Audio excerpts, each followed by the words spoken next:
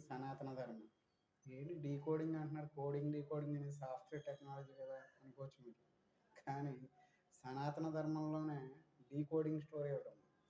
ఆ స్టోరీని గట్టా మీరు జాగ్రత్తగా విని దాన్ని డీకోడ్ చేశారనుకోండి, ఆటోమేటిక్‌గా మనం ఏం తెలుసుకోవాలి, అసలు ఈ సృష్టి ప్రారంభం ఎలా జరిగింది, మనం చేయాల్సిన పనేంటి, జీవితంలో ఎలాంటి పనులు చేయాలి, చివరికి చేయాల్సిన పనేంటి, ఇయన్నీ కూడా చిన్న స్టోరీలో పెట్టారు.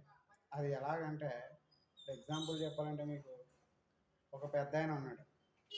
ఆయనకి గారెలు తినాలనిపించింది. ఆ గారెలు పెట్టడానికి ఎవరో ఒకళ్ళు ఉండాలి కదా మరి.